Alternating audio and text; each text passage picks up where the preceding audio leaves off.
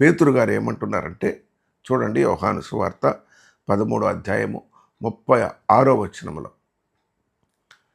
నీవెక్కడికి వెళ్ళుచున్నావని ఆయనను అడుగగా యేసు, నేను వెళ్ళుచున్న చోటికి నీవిప్పుడు నా వెంట రాలేవు గాని తరువాత వచ్చెదవు అని అతనితో చెప్పాను. కనుక ప్రియులారా, శిష్యులు అడుగుతున్నారు, అయ్యా నేను వెళుతున్నా అంటావు, నువ్వు ఎక్కడికి వెళ్తావు, మాకు తెలియపరచరాదు? అయినా నేను నీతోనే వస్తాను, నీ ప్రాణానికి నా ప్రాణం, నేను విడిచి నేను ఉండను అంటున్నాడు. దీన్ని ఒకసారి మనము స్మరణకు తెచ్చుకుంటే, ఎలీషా ఏలియాని వెంబడిస్తాడు ప్రియులారా, చూసారా? అలాగే పేతురు అంటున్నాడు, నేను వస్తా, నువ్వు ఎక్కడికి వెళ్తే అక్కడికి నేను వస్తా.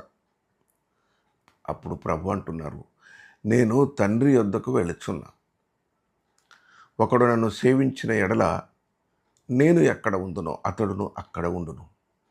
పేతురుతో చెప్పినప్పుడు పేతురు ఆలోచనలో పడ్డాడు. ఏంటి ప్రభు ఇలాగ అడుగుతున్నారు? మరొక మాట ఆయన ఎంత చక్కగా యోహాను సువార్త 16వ అధ్యాయము 28వ వచనంలో ఆయన ఎంత స్పష్టంగా మాట్లాడతారంటే, నేను తండ్రి యొద్ద నుండి బయలుదేరి లోకమునకు వచ్చి ఉన్నాను, ఇప్పుడు లోకమును విడిచి మరలా తండ్రి యొద్దకు వెళ్ళుచున్నాను. కనుక ఇమ్మానుయేలు దేవుడు వాగ్దానం ఏమని చేస్తున్నారంటే, మీ మధ్య మీతో దేవుడు ఎప్పుడూ ఉంటారు, కాకపోతే అయితే ఇప్పటి నుండి పరిశుద్ధాత్మ దేవుడు మీతో ఉంటారు. అయినప్పటికీ యేసుక్రీస్తు ప్రభు మనతో మాట్లాడిన మాట, ఎక్కడ నా నామము పేరట 2-3 ఉంటే నేను కూడా చేసుంటాను అన్నాడు.